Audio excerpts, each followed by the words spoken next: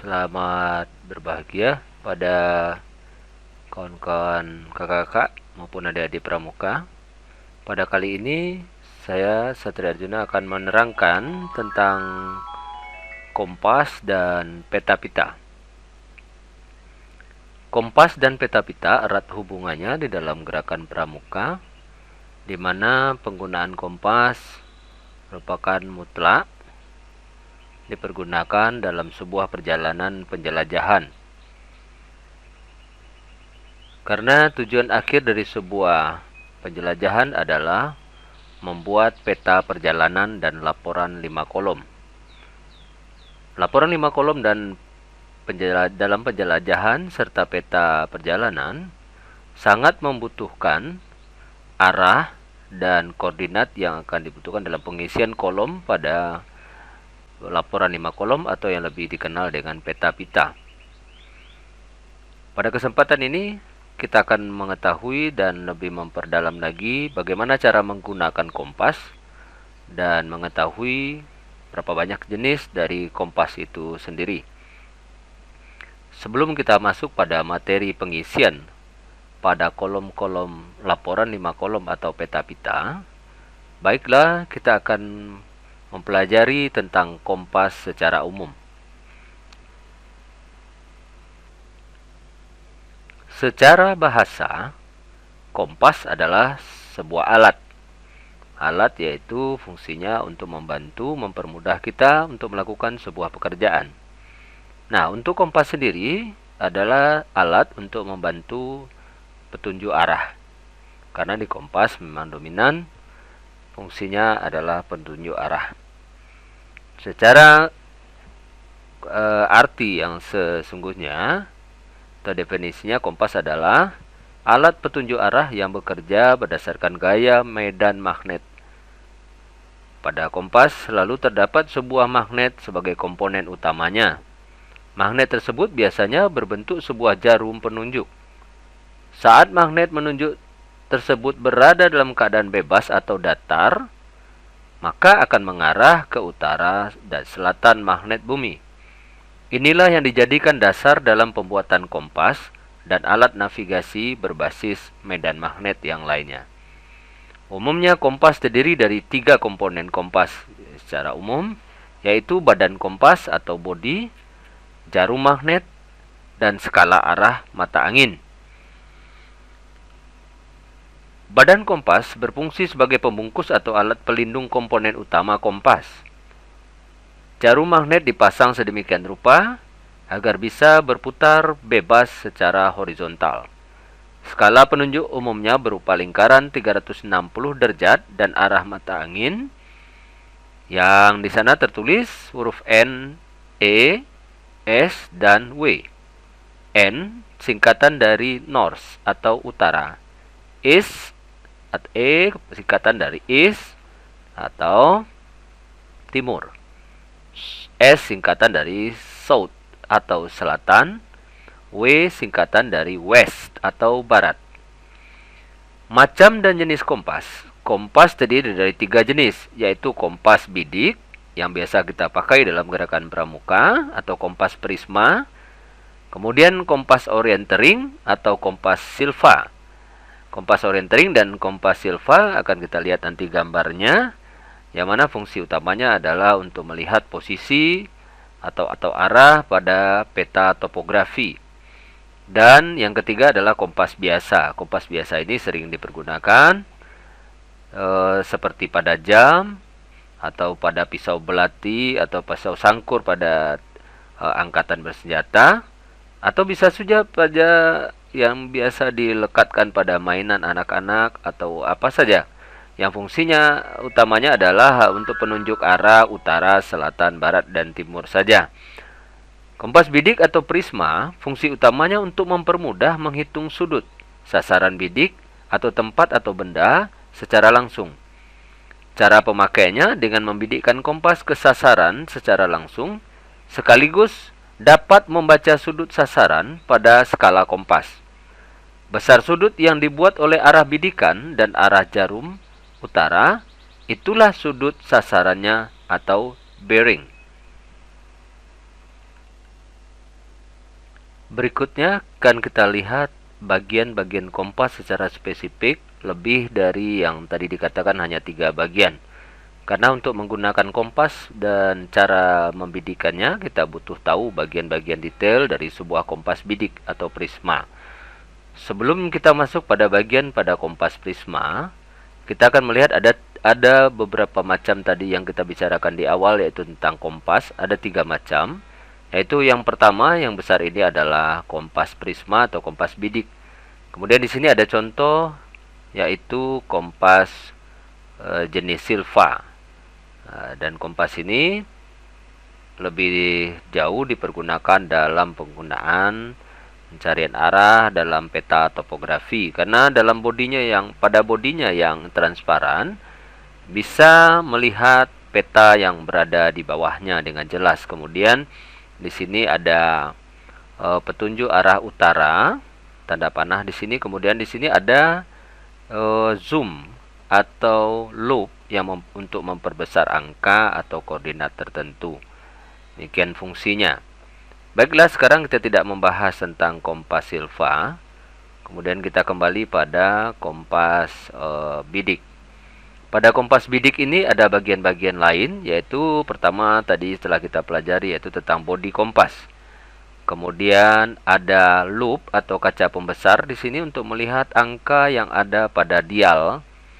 Ya, kemudian ada dial itu sendiri, yaitu kaca atau lapisan yang ada di dalam yang menunjukkan arah atau angka-angka yang menunjukkan derajat pada kompas.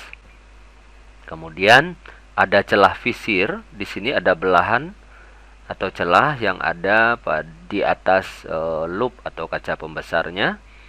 Kemudian di sini pada cap atau tutup kompas terdapat ada sebuah rongga atau jendela yang di tengahnya ada benang. Dan itu dikatakan benang visir. Kemudian pada bagian bawah belakang terdapat handle atau gantungan atau tempat memasukkan ibu jari pada saat kita akan membidikkan kompas. Demikian tentang bagian-bagian kompas. Kemudian di sini ada angka yang terdapat pada dial, yaitu dari 0 sampai dengan 359 derajat. Nah, dari 0 sampai dengan 359 derajat. Itulah yang ada pada bagian kompas. Kemudian ada garis pembantu dial di sini kuning. Ya, sebelum kita membidikkan kompas, kita harus meluruskannya dengan angka yang ada tepat di bawah kaca pembesar ini, supaya kita dapat melihat dengan akurat angka yang ada pada dial. Demikian pada bagian-bagian kompas. Selanjutnya kita akan melihat bagaimanakah cara membidikkan kompas atau mempergunakan kompas dan melihat angka yang ada pada dial. Kalau kita definisikan dengan kata-kata atau tulisan bahwa cara menggunakan kompas, yaitu pertama, jarum kompas akan bekerja baik jika posisi kompas mendatar. Seperti ini kira-kira. Kompasnya seperti ini, datar. Kemudian masukkan ibu jari ke dalam ring kompas atau handle tadi, seperti ini, agar posisinya menjadi datar dan kuat pada pegangan kita. Kemudian telunjuk kita taruh di bawah kompas seperti ini, membuat kondisi kompas menjadi stabil dan tidak bergoyang pada saat kita membidikkan. Kemudian C, bidik sasaran melalui celah visir, celah bidik ya. Seperti ini, di atas zoom atau di atas kaca pembesar ini ada celah visir namanya. Ya. Bidik sasaran melalui celah bidik sampai terlihat benang bidik pada lidah kompas atau capnya tadi. Di sini ada benang visir tadi. Kemudian kita lihat sasaran bidik kita, contohnya adalah pohon cemara besar ini. Kita lihat, kita sejajarkan antara celah visir, benang visir pada celah tutup ini sejajar dengan sasaran bidik yang akan kita bidik. Kemudian baca lingkar mendatar atau dial yang ada pada kompas melalui kaca pembesar pada prisma di bawah celah bidik. Nah, kaca pembesar ini kemudian kita lirik ke bawah menghadap kepada dial atau angka-angka yang ada pada kompas yang menunjukkan besarnya sudut yang kita bidik. Setelah kelihatan angka yang ada pada dial di bawah sini melalui kaca pembesar, maka angka itu akan kita ambil sebagai titik bidik atau poin pada satu sasaran bidik. Sasaran bidik adalah sebuah benda tidak bergerak yang paling menonjol yang bisa kita jadikan pedoman untuk memastikan perjalanan kita menuju ke arah tersebut. Demikian penjelasannya untuk cara menggunakan atau membidikkan kompas. Contoh berikut akan memperlihatkan dari keadaan belakang kompas atau dari arah kita. Contohnya seperti ini, kita membidik pada posisi jalan ini untuk menuju ke arah persimpangan jalan. Dengan cara meluruskan antara celah visir, benang visir, kemudian sasaran bidik atau objek bidik kita. Nah, biasanya dalam perjalanan ini, adik-adik dalam penjelajahan dibekali dengan sebuah surat perjalanan yang biasa dibuat dalam bentuk sandi oleh panitia maupun oleh kakak pembina. Contohnya, ikutilah jalan raya ini menuju ke pohon besar yang ada di depanmu. Nah, itu bisa saja dibuat dalam bahasa Indonesia biasa atau menggunakan sandi-sandi yang ada dalam pramuka yang kita kenal. Nah, untuk itu kita sudah tahu bahwa perintahnya ikuti jalan besar ini sampai menuju ke persimpangan berikutnya. Maka yang kita lakukan adalah pertama, membidikkan kompas lurus dengan arah sasaran bidik atau pohon kayu besar tadi. Kemudian kita melirik angka yang ada pada dial. Di sini bisa kita lihat melalui kaca pembesar atau loopnya terlihat angka 85. Maka angka 85 ini adalah merupakan besaran sudut yang akan kita jalani. Begitu selanjutnya pada titik B menuju ke titik C. Seandainya dalam sebuah surat perjalanan adik-adik diminta oleh pembina ataupun panitia, katanya lanjutkan perjalanan adik berbelok ke arah kiri menuju ke arah perbukitan. Nah, kalau kita mengikuti perjalanan ini berarti kita akan membidik pada poros jalan. Ya, jadi kita membidik pada poros jalan ini menuju ke titik C. Kita umpamakan di sini sebagai sasaran bidiknya adalah sebuah tower atau apa saja benda yang ada pada posisi ini yang bisa menonjol dan gampang kita lihat. Bisa saja itu pohon kayu atau rumah atau tower masjid dan lain sebagainya yang lebih tinggi menonjol. Dan tidak boleh kita ambil sebagai sasaran bidik yaitu benda-benda yang bergerak yang pada satu saat mereka akan beralih tempat dari tempat yang kita bidikan.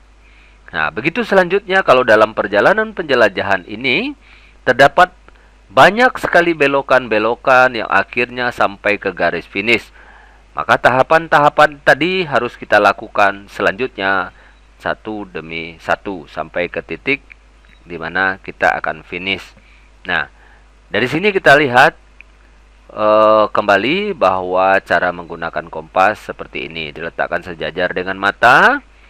Nah, supaya kita mudah setelah kita membidik dengan lurus, kemudian kita bisa dengan mudah melirik ke bawah ke angka dial dan memastikan berapa angka yang terdapat pada garis lurus penglihatan kita. Dan itulah yang dimaksud dengan titik bidik atau poin.